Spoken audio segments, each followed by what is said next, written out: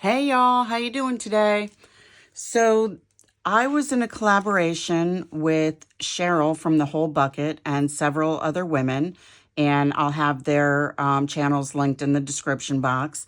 Debbie over at Ink and Page was generous enough to let us use one of her digitals from her Etsy shop, and it's called Tea Time. I lost some footage while I was trying to teach myself how to edit, so I don't have any process videos, but I do have a video on how I made the cover. So I'm just going to dive right in. I made the closure removable only because of the construction of it. I wasn't really sure how to add it in there so it would be attached.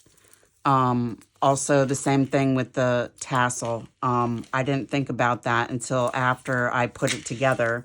And so I had to make that removable as well. This is a soft cover, except for this part of the spine is a hard cover only because I didn't want the strings to be on the outside. And so I made it a hidden spine. So this that I actually used is a piece of paper that the reams of paper come in. And it was yellow. So I gessoed over that. And then I sewed on this mulberry paper on this side. And then this lace, actually I did the lace first because I had pieces of that. And so I just sewed the pieces onto another piece of fabric, and then I sewed that piece along with this here to the mulberry paper. And so the entire outside of this journal is one huge pocket. I wish I would have thought of that beforehand, because what I would have actually sewed down those sides there so they could actually be a regular pocket. Because as you can see, things fall out. But because it's a full-time pocket, I'm able to put a bookmark here, tag here. This will hold a pen. And then you can put a bookmark there if you want to. I think it would have to be like 1.5 inches. Yeah, it would have to be no bigger than 1 3/4 to fit in there without getting squished. And then you have a spot there for another journaling spot or a picture, whatever you want. Okay. So y'all know I like to talk, and I'm going to try and just do a quick flip through. But this is one of the pages from the digital kit. There is a lot of sewing in here. And there are also, like this piece here is a gel plate print. So is this one here, and this one here. And this here is the paper that I put on my gel plate when I'm not using it. And it just picked up whatever was left on there last. Also gel plate prints. And this is actually dyed with Rit dye paper. I tried to put one of my placemats on there, but the design didn't come up, but that's okay. So she's got a lot of little journal tags and whatnot. And some of these things, this does not come with the kit. Some of the things I just used as fillers, and I used a lot of, these came with the kit. This is extra, but this is a copy of a jelly print plate. She's got lots of little ephemera, and that came from somewhere else, but that folded over. So this is a page from a composition notebook, and then I just put a brad through those two. So that way you can take it apart if you want. And this is one of my Rit dyed papers. Got a top pocket. This is one of her pieces of ephemera. Got a pocket here. This is watercolor sketch paper, avocado, gel plate. watercolor dyed. I have a video on that actually. The video, or the watercolor, I had Frankenstein there. This is from DJ over at Hither and Yon Studios. It matched really well, so that's why I used it. But the watercolor itself, I found a cheap set of watercolor in my stash. I don't know where it came from because I don't remember buying it. But it was, when it dried, it was like really gritty. And so what I did was I diluted it, or not diluted, it was little blocks like that big. I think they call that pan watercolor. I don't know. It was just really cheap. And I dissolved it in water, and then I let my paper sit in there. And when I took them out to dry, they were very gritty. So once they were dry, I wiped off the grittiness of it, and I actually got some pretty cool papers out of it. I know there's something down there. There we go. A lot of little of these fussy cuts. A lot of little. A lot of little fussy cuts. And a lot of journaling cards and tags sprinkled throughout. And then this is one of my gel plate prints. And this is just a guest check that I decorated. And this piece here, I've made these before, but I was actually trying to do something else with this. And so it's folded in a lot of different places. And so I decided to make this side a tuck spot. So it's glued here and here, but this side you can write on. And it's held down with glue and washi tape. And for those of you that don't know, this little detail here on the paper clip, I do that so that bead won't fall off. Okay, aren't these papers gorgeous? There was like 8 background pages, I think. Lots of fussy cuts.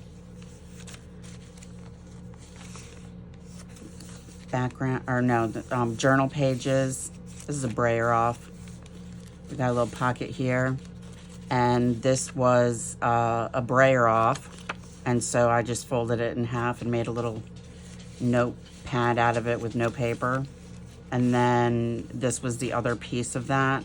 And it's got all the little fussy cuts that I didn't use are in there. Avocado sprayed watercolor paper. Look at this. Isn't this just gorgeous, this kit? This is a card that I got at a set from the Dollar Tree. They come in, 4 or 6 pack, 6 or 8 packs, something like that. Another watercolor paper. Another one of DJ's papers. Coffee dyed. Avocado. Watercolor. Got a tag. I think this was actually a tag like this, but I cut that edge off there so I could turn it into a tuck spot.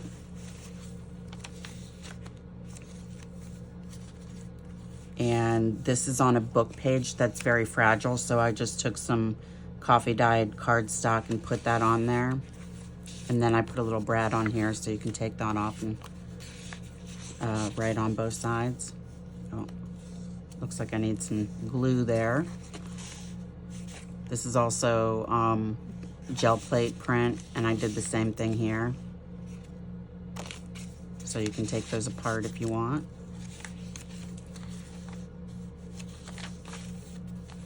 This is more watercolor paper and more gel plate. And then these were, I wanted to use up the paint. I didn't want to lose it, you know, waste it. So I just brayered it off on something else. And so now that's a waterfall pad, a kind of a waterfall. And it's glued down there. Look at that. Isn't that just gorgeous? And this is also a brayer off sheet. That's the other half of that one from earlier. I don't have a die for this, so I do that myself with, I just measure out the back and I slice out a little sliver, and then I use my crocodile to punch the holes. Gel plate print. Paper stuck to the gel plate to keep it while I'm not using it. This is another one of my Writ dyed pages. And I don't know how well you can see the texture through the camera, but some of this, especially the darker parts, look kind of like velvet. And I did some more papers yesterday. DJ. I did some more paper yesterday. I dyed it while I was let it sit, another watercolor paper, while I went to some family for Thanksgiving, and they were dry by the time I got home. So this is just a cleanup paint. I dry brushed it onto a piece of cardstock that was just a piece, like a little section. Coffee dyed. This one I think is tea dyed because it's not natural.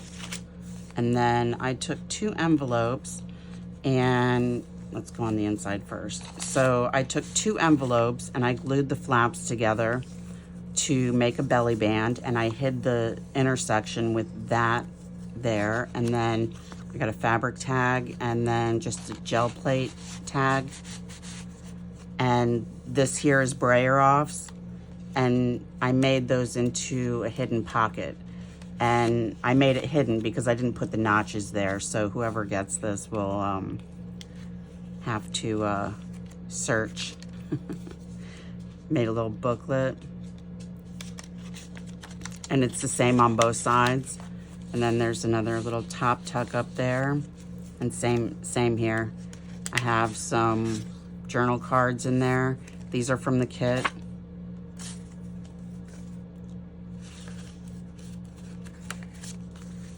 And then another top tuck. Lots of writing space in here. And also lots of places like this that you could do, you could put paper on that to write on, or you could glue a picture in. This is coffee dyed. More of the little fussy cuts. This looks like velvet. I wish you could see it in person.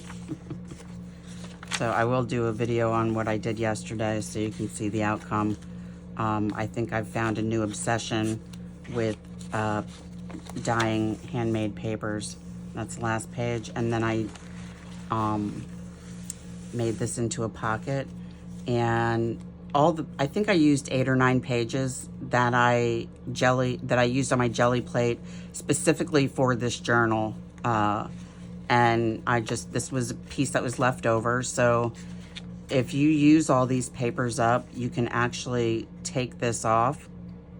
Well, you'd have to cut it off and get a new string, but you can put more paper in there if you want to when it's done using. And I watch way too much YouTube. But this idea here came from Julie over at Camellia Craft Designs. I used this one specifically because I had a placemat on there to get the design, and the design only got on one half of it. I don't know what happened to the other side. And so I thought that was a perfect thing for that there. And that just goes in there. And there you go. So this journal is going to be a giveaway for when I reach 1,000 subscribers. And I know that I'm almost at 500, but a lot of work went into this. And so this is going to be for my 1,000. So the comments that I'm going to pick from are going to be this video. So if you stayed until the end listening, then leave a comment, even if it's just a little heart, as long as I have, and don't reply to everybody else, write your own comment, because I think the comment picker overlooks the replies to comments. But when I reach 1,000, I will come back to this video and pick the winner from there. For 500, I will do something else. So I hope y'all enjoyed this video, and happy crafting.